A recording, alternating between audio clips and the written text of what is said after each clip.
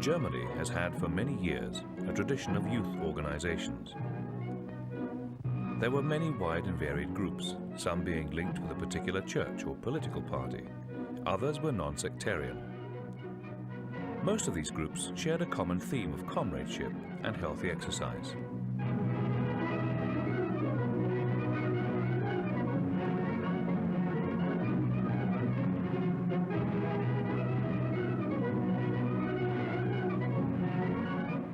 Over the years, some of these groups united and flourished, whilst others simply faded away, largely due to the character of their leader.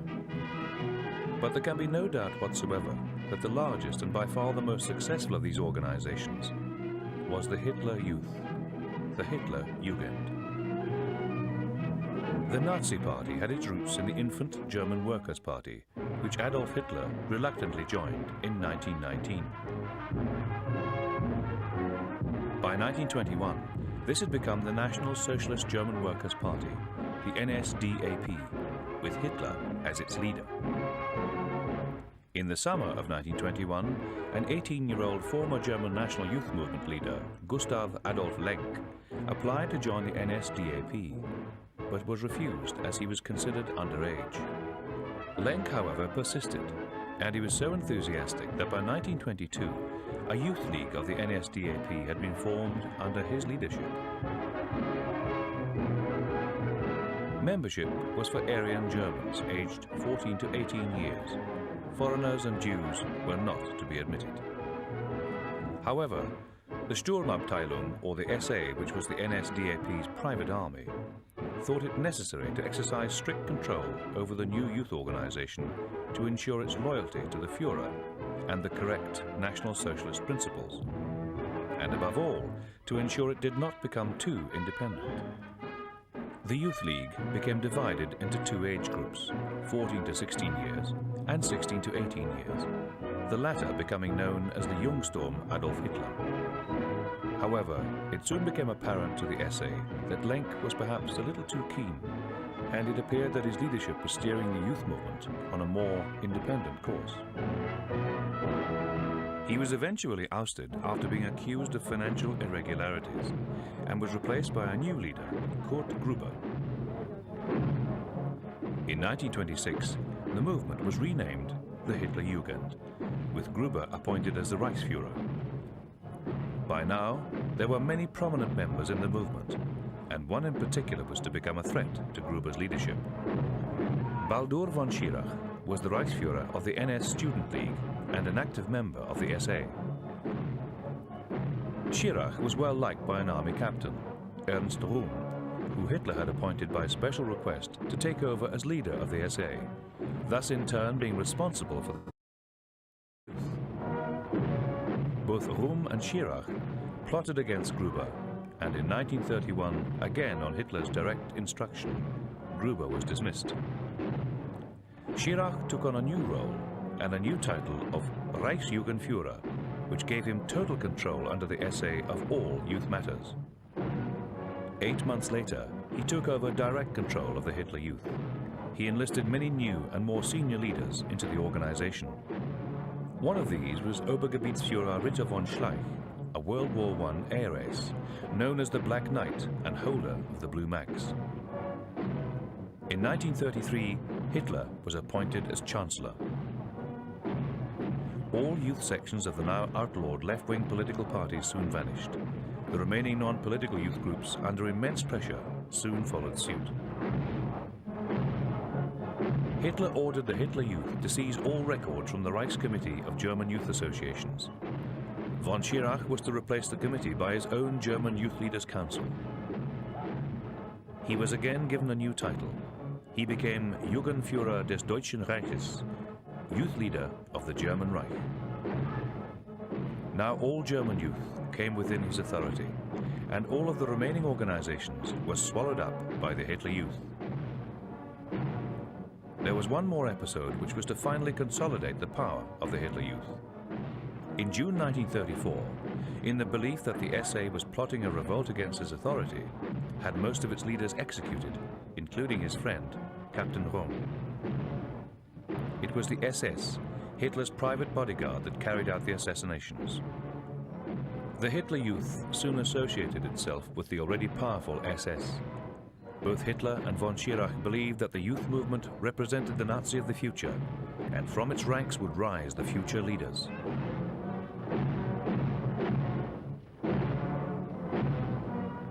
It was clearly Hitler's plan to rebuild a Germany which was militarily strong enough to embark upon another war of conquest. Membership of the Hitler Youth had now risen to over 8 million, and in this grand plan, it was intended to play an important role. Compulsory service was finally introduced in March 1939 to all of those over 17 years of age, followed in 1941 by membership being obligatory for both sexes over the age of 10 years.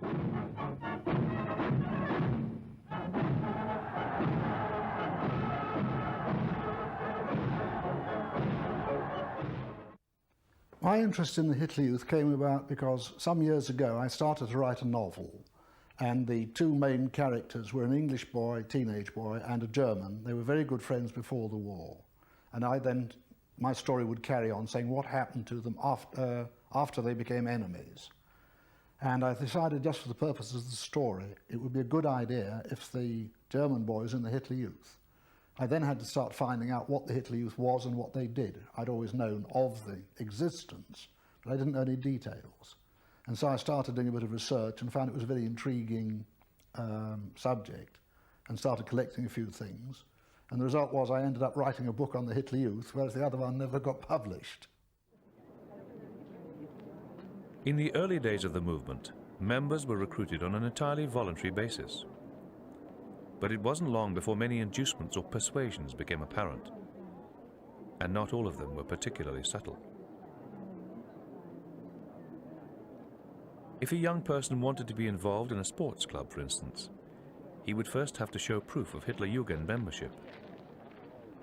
Several already established youth movements joined en bloc in the hope of keeping their membership alive within the Hitler Youth. They were faced with the blunt option of join now, or your soon-to-be illegal organization will be immediately and totally disbanded. In the very early days, it was really like any other youth club. Somebody decided they would start up a little group, and other people said, this sounds rather like fun, let's go and join it. And one man I met quite recently, he told me how at the age of 12,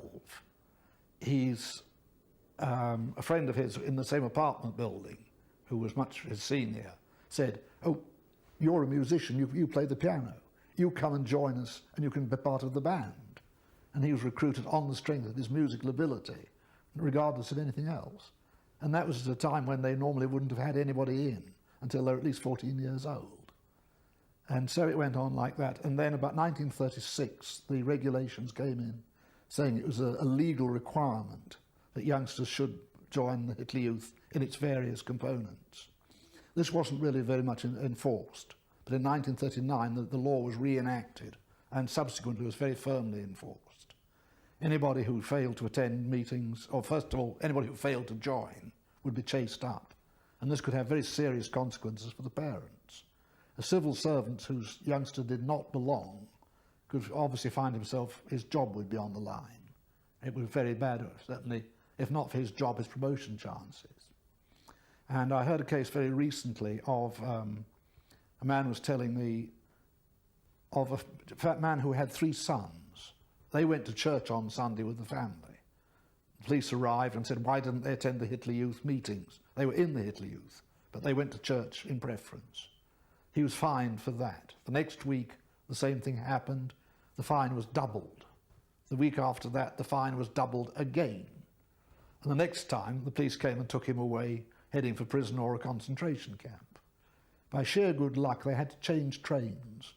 And at that point, it so happened that a Gestapo officer, a friend of the father, saw this on the station, came over and said, what are you doing here and what's all this about? And the story was explained. The Gestapo officer then had a quiet word to the 2 policemen, and his friend went home back to the family. Now, history doesn't relate what happened on the next Sunday. I'm hoping to find out eventually whether the father had to cave in. But this was very much the typical thing. And I have in my book a little chit made out, your son missed 3 attendances without excuse. there'll be big trouble if he doesn't turn up again. Every 10-year-old was asked to enroll in either the Deutsche Jungvolk or Jungmädels on the 20th of April as a present for their beloved Führer on his 47th birthday. On that occasion they would have been told, "From today your life belongs to the Führer," and "Now you are a guarantor of the future of the fatherland."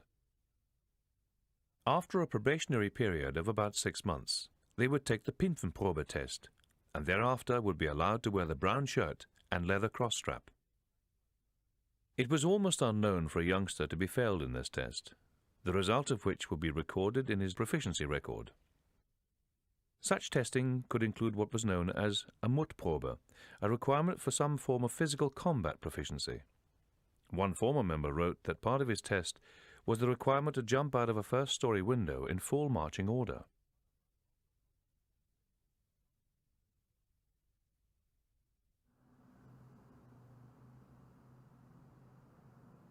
The Hitler ideal for the children of Germany was indeed a doctrine of cradle-to-the-grave progression, which he had so carefully planned for every citizen. At the age of 6, the German child began school. At 10, he or she would be expected to join the Deutsche Jungvolk and could then be selected for grammar school. At 12 came a second chance of selection for grammar school, or, after a long selection process, a boy might win a place at an Adolf Hitler school. Those who remained in the normal school system had the choice of opting for either a trade or a technical-orientated education. 14 was the age for transfer to the Hitler Youth. At 18, the boys would be expected to join the party or one of its specialist organizations.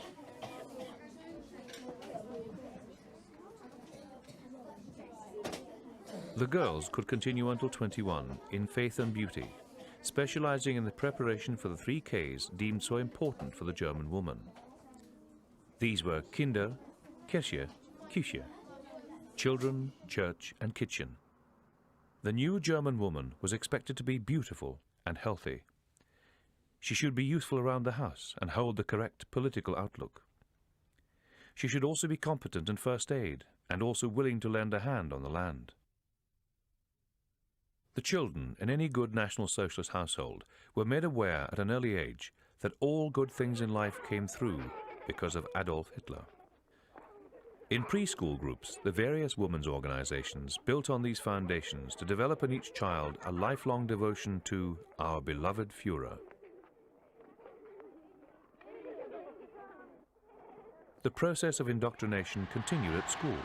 Every lesson began and ended with the German greeting, "Heil Hitler," said with an upraised right arm. For slightly older children, there was an additional lesson to be learned. Both they and their beloved Führer have the same enemies. Even to children of this very early age, and in classes that did include Jewish youngsters, one message would be repeated over and over again: the Jews are our misfortune.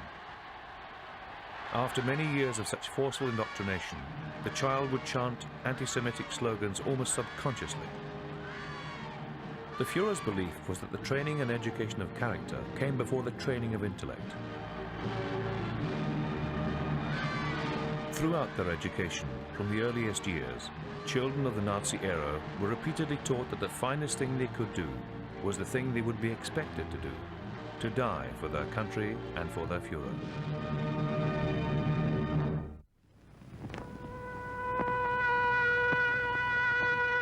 Bands were very much in evidence in the Hitler Youth movement. The long fanfare trumpet with its red, white and red banner soon became recognized as a symbol of the Hitler Jugend. From a very early age, even the Jungvolk were part of the unit band. On big occasions, some of these small band units would combine. On the march, something the Hitler Youth did often, singing was routine. Many youngsters damaged their voices by shouting rather than singing the required aggressive or defiant chants. The youth were taught that the flag should mean more to them than death itself. It symbolized a new era. From the very early days, the Hitler Youth had its own distinct flag and made much use of it. They were displayed on every possible occasion and usually en masse.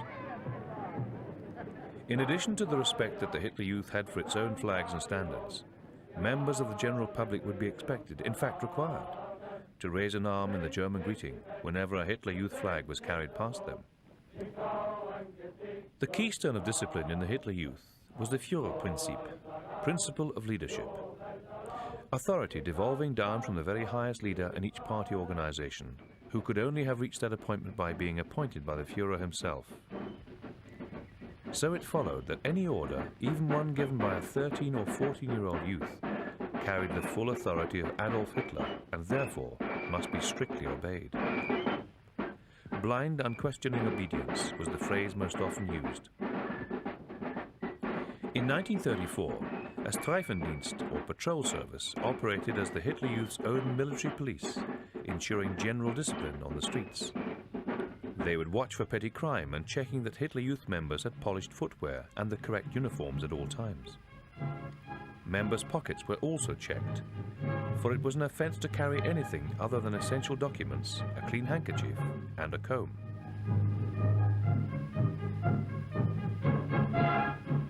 The SRD also had to ensure good behaviour in the youth hostels. If they found a group with a cooking fire in the woods, for example, severe punishments would follow. In addition, the SRD would be on the lookout for any suggestion of dissent or subversion amongst their fellow members, and, equally important, amongst their parents and families. Some of the SRD who had been specially selected for this area of work cooperated closely with the SS and Gestapo.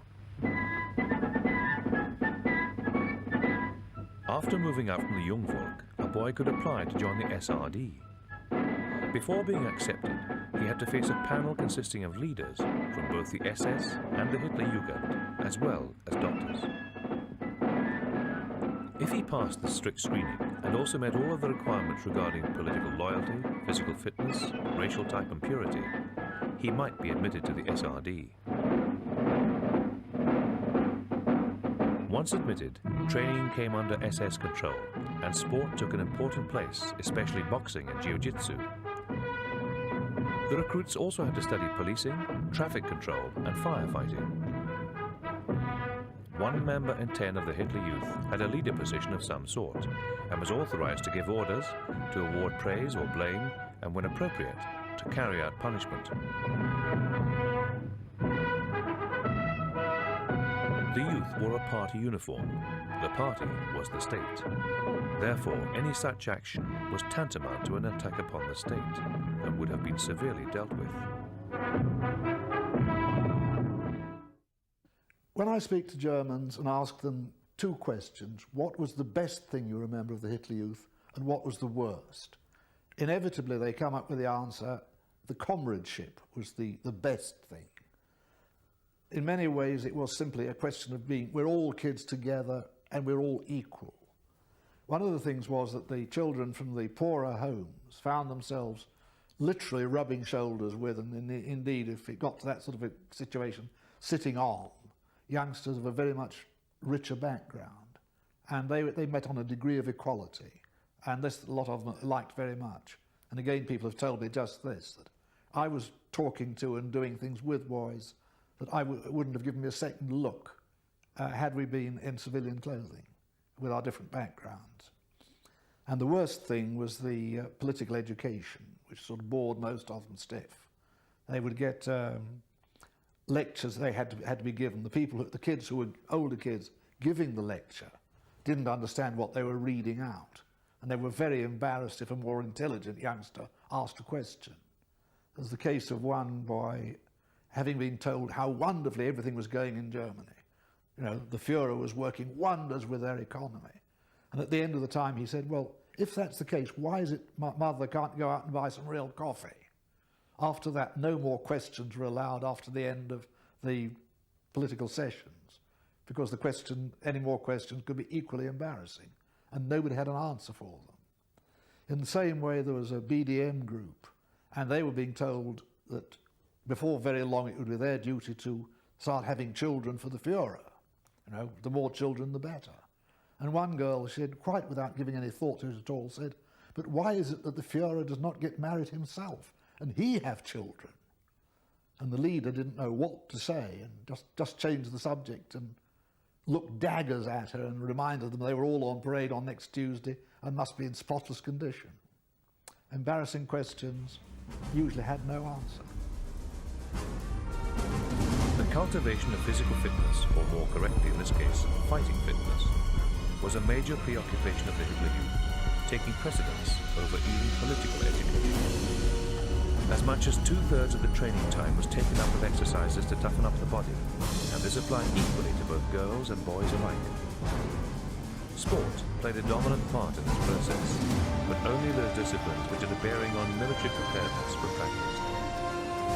There was no ice skating, or golf, or tennis in the Hitler Youth. On the other hand, a great deal of time and effort was dedicated to shooting and marching, likewise with boxing, wrestling, athletics and cross-country running. This would produce healthy and tough recruits for later use in the armed forces. There was also the more unusual sport of club throwing. This particular sport was one of the proficiency requirements. It is interesting to note that the clubs used bore a direct resemblance to the potato masher hand grenade as used by the Wehrmacht, leaving little doubt as to why this sport was so much encouraged. Cycling was popular as a sport in its own right, as an alternative in the proficiency test.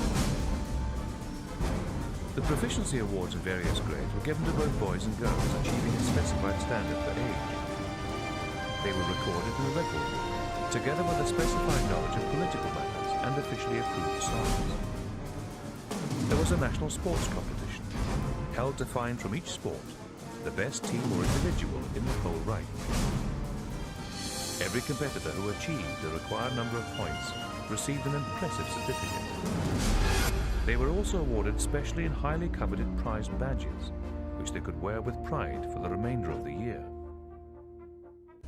Hitler required his youth to be as swift as the greyhound, as tough as leather, and as hard as Krupp steel. The program of conventional sporting activities certainly helped to achieve this, but there were many other ways of toughening a boy, both in mind as well as body. The official training manual of the Hitler Youth shows a vast physical exercise and game-type activities.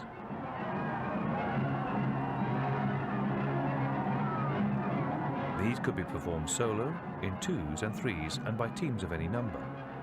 Frequently, there was an element of combat or contact involved. In addition, tumbling and ground gymnastics were popular and often provided a dramatic demonstration on public occasions.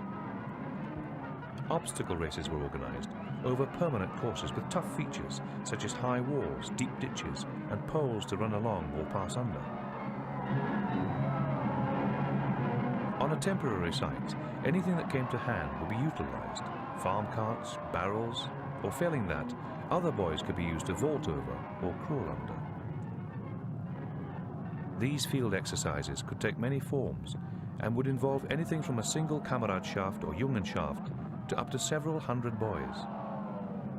Such games usually had a military nature and took place wherever space could be found.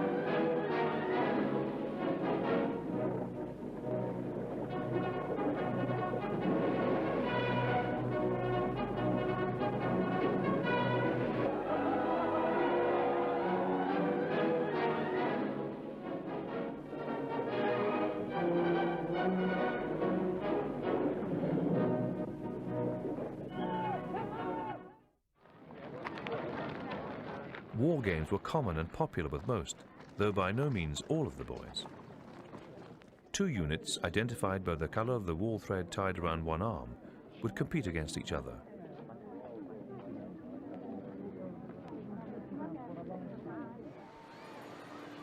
The Führer had said that he wanted a cruel, unflinching youth, so courage tests were a common activity.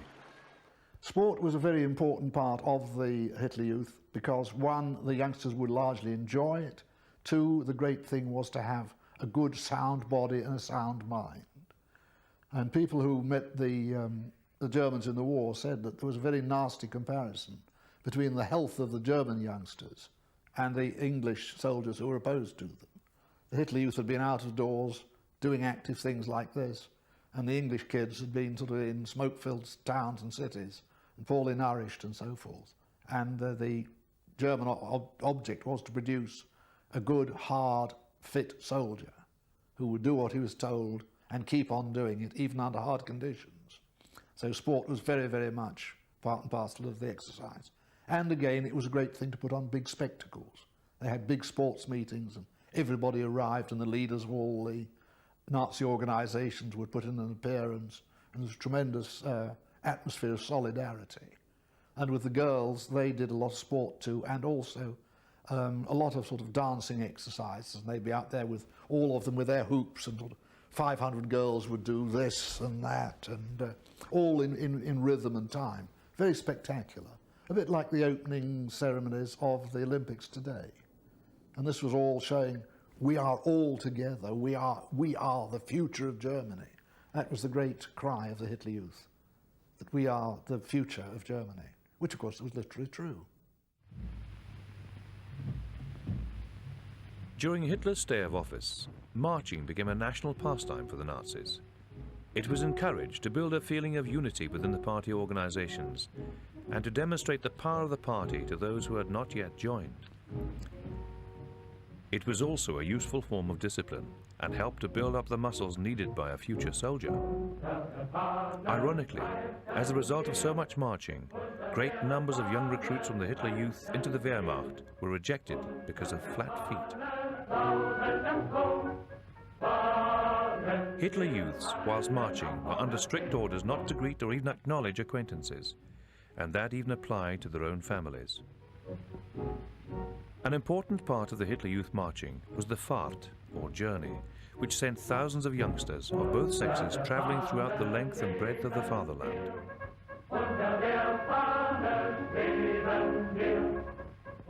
The Kleine Fahrt, small journey, lasted 36 hours, with an overnight stop either in a hostel or in tents.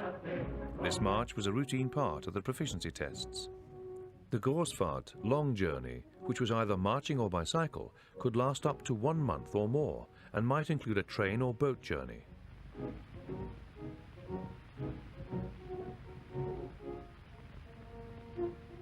An average day's march would be well in excess of 15 miles, or 25 kilometers.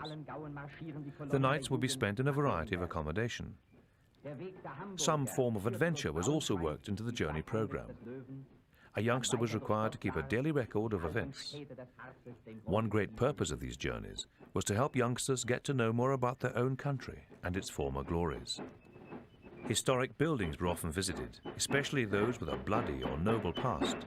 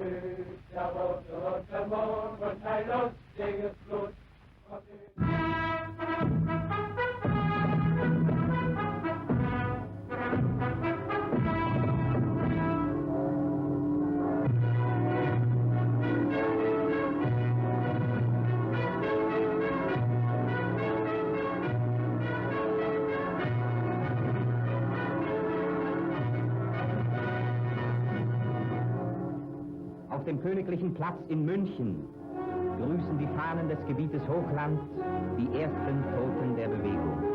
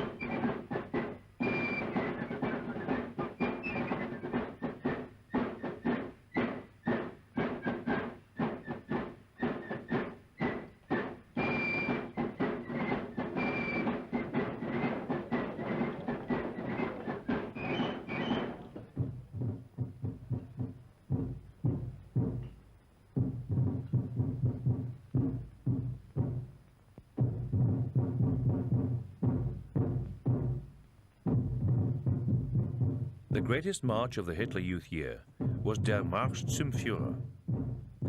From 1935 onwards, every Hitler Youth unit in the Reich marched its flag to Nuremberg to be paraded before Hitler during the Reichsparteitag celebrations. Great distances had to be covered by the flag bearers, who had an escort and often a band to accompany them.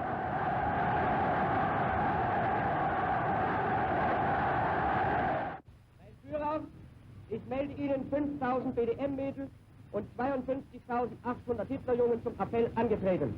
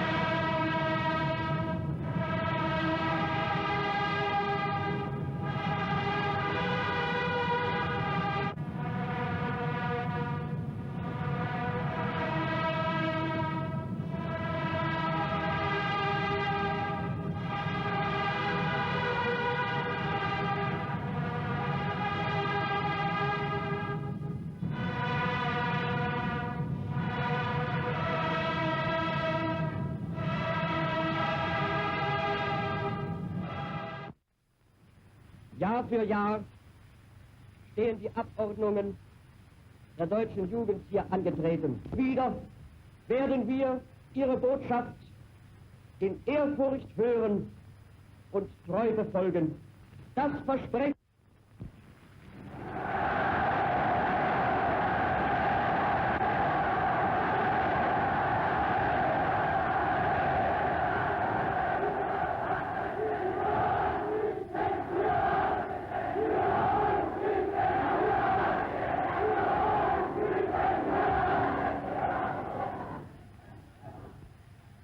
deutscher Jugend alljährlich begrüße ich mit euch anlässlich des Reichsparteitages die Millionenmasse aller unserer deutschen Jungen und Mädchen im ganzen Reich. Zeiten kommen und vergehen. Generationen wachsen oft heran, ohne dass es ihnen vergönnt ist, wirklich ein großes Schicksal zu erleben oder gar mitzugestalten. Unsere Generation hat die Vorsehung auserlesen, Großes an unserem Volk zu erleben und Größeres noch an ihm zu gestalten. Ihr seid nun die Zeugen geworden eines großen geschichtlichen Vorgangs, der sich oft in Jahrhunderten nicht wiederholt. Ihr seid selber in diesen Jahren Kämpfer gewesen für dieses neue, größere Deutschland. Unermesslich sind die Aufgaben, die uns gestellt sind.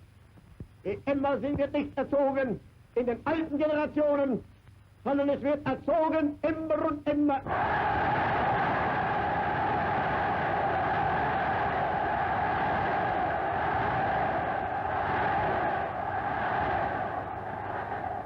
Wenn nicht einmal die Vorsehung von meinem Volk wegnehmen wird, dann werde ich dem kommenden Führer ein Volk hinterlassen, das eisenfest zusammengefüllt und zusammengeschlossen ist.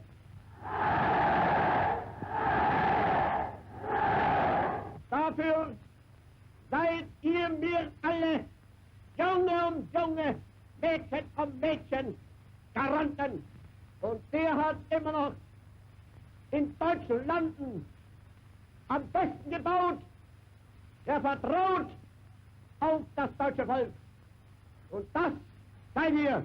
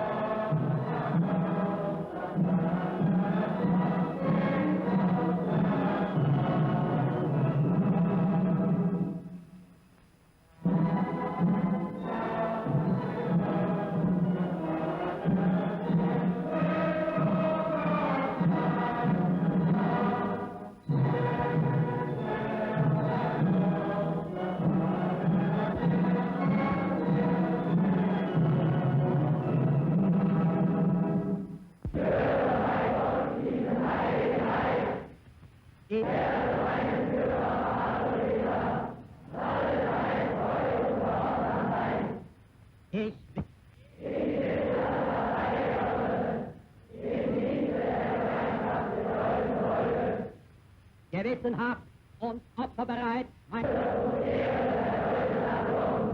so wahr mir Gott helfe.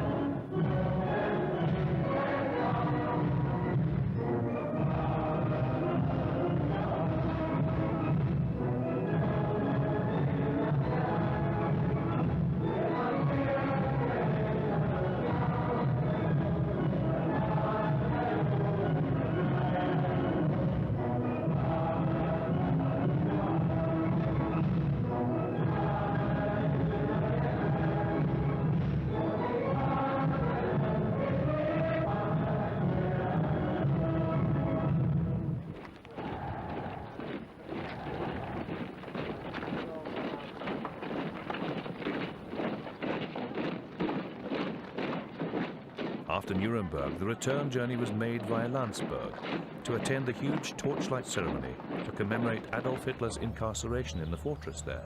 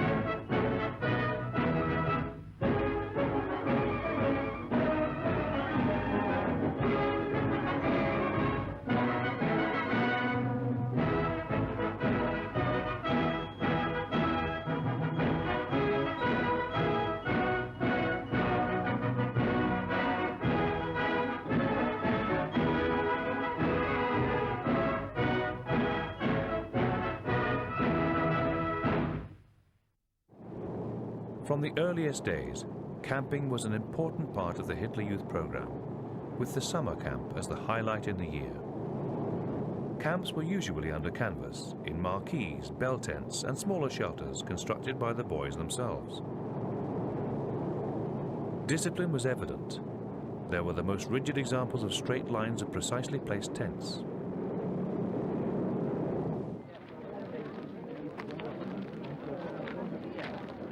In the bigger camps, cooking tended to be centralized, using the army-style field kitchen.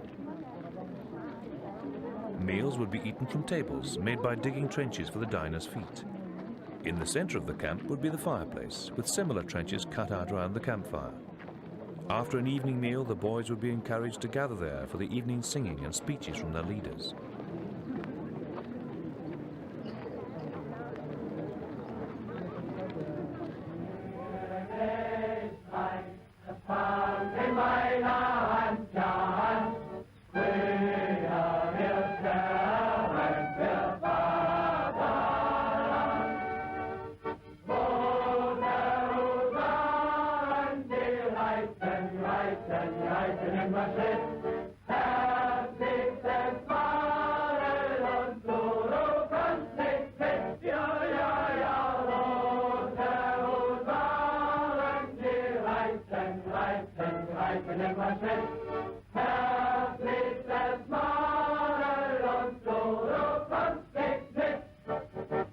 So wollen wir auch mal sehen, dass wir ein plattdeutsches Lied zusammen singen können.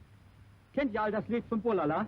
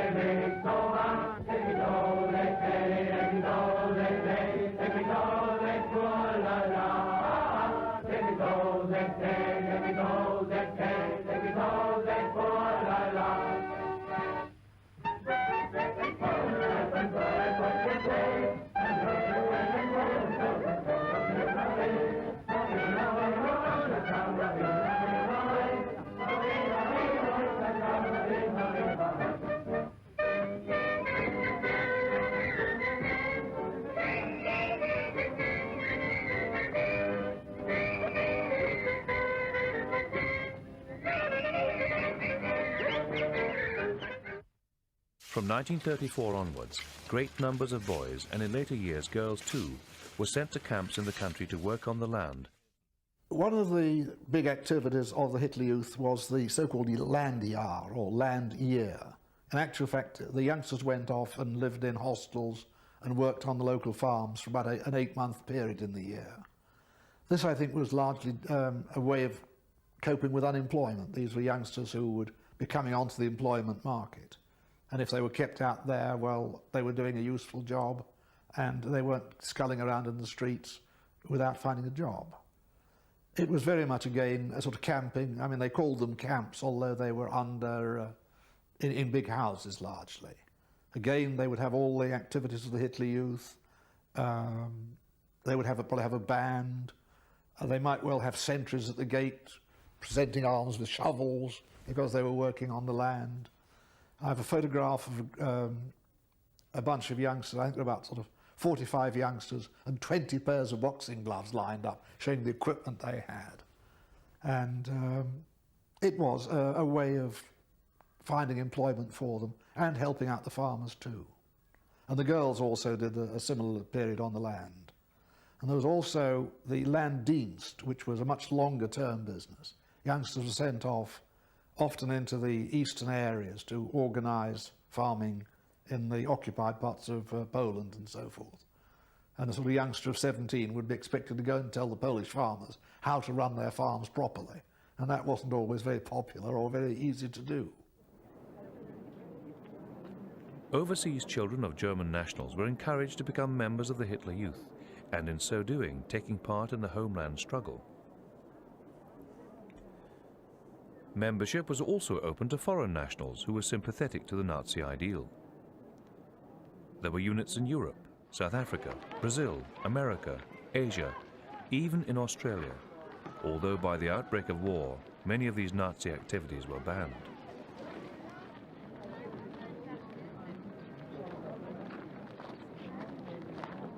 New organizations were formed in many of the occupied countries. It was the dream of Baldur von Schirach to unify all of these organizations, together with the Italian state youth, into one vast and grand European Youth League.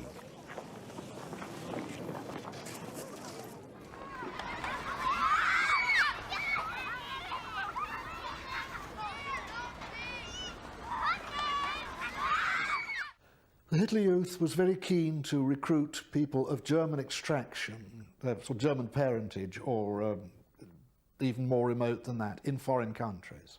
Again, they were very keen that these youngsters should come back and visit the fatherland, and so there was a lot of organisation of trips coming in. All over the world you would find the so-called Auslands Hitlerjugend, the overseas or foreign units. In America there were a lot of them. China even had them, Australia, all over the world there were. In fact, even in England there was a small unit. I haven't been able to find out much about that, but I did discover, purely by chance, that the leader of the English Hitler Youth movement was killed in Russia. But the idea was that we're all Germans, and of course potentially we are going to come and take over the countries. And it was a very good idea to have an organisation on the spot. And again, with any luck, these youngsters would be keeping an eye out and learning things about their country, which would be useful to the Germans when they came in. In the same way, there was a lot of visits from Germany out into other foreign countries. And the youngsters there were told, just keep your eyes open and have a good look at the railway bridges and the other things. And then maybe one day you'll go back there as a soldier and you'll know that the road bridge has been blown up, it's 3 miles down the river. There's a railway bridge we could get over. In other words, they were doing a sort of low-level spying and sort of intelligence gathering. It was all part of the great plan that Germany is going to spread further and further and further. And we will have our little units there being active. Youth too young to fight took the place of men which had been drafted into the forces. They took over their jobs in the postal and telegraph services, the railways, the trams, the police, and also as couriers to the armed forces.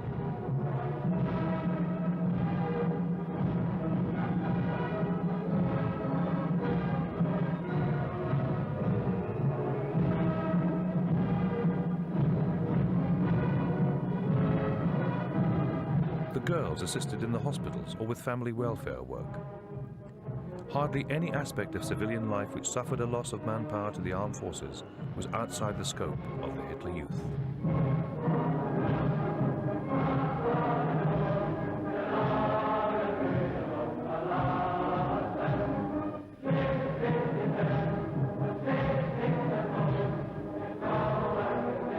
The German agricultural economy could probably not have survived without the volunteers on the land. They trained and manned the air raid warning posts. They worked with the fire brigade and flak helpers. By 1944, in a final attempt to stave off defeat, all German males between the ages of 16 to 60 were mobilized in the Home Guard, and towards the end, everyone from the 10-year-old young Volk boy upwards was required to bear arms in the defense of the fatherland.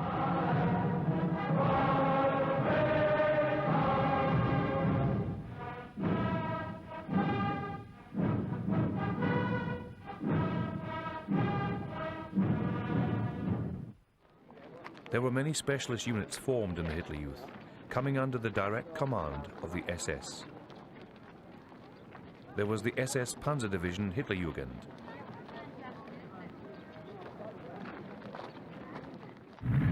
The Hitler Youth Assault Craft Flotilla.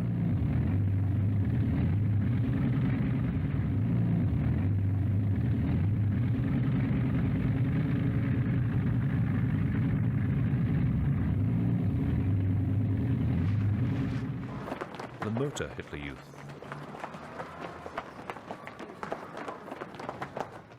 The Flieger Hitler Youth.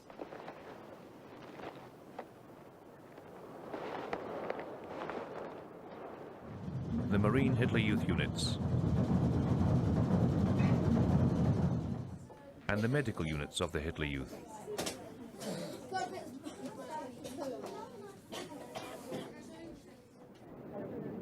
Although by the end of the war the Hitler Youth came to number almost 10 million boys and girls in a highly organized and extremely unified body, it was never actually disbanded. It simply faded away, as did the rest of the Nazi war machine into the ruins of the Third Reich.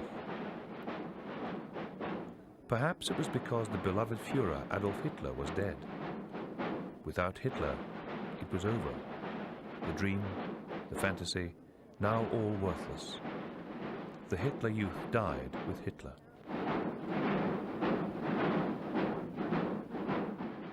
The end of the dream for the Hitlerjugend was just simply that it faded away into nothingness. Obviously, as the Allied and Russian troops moved in, the activities ceased in the occupied countries. A lot of them moved back into central Germany.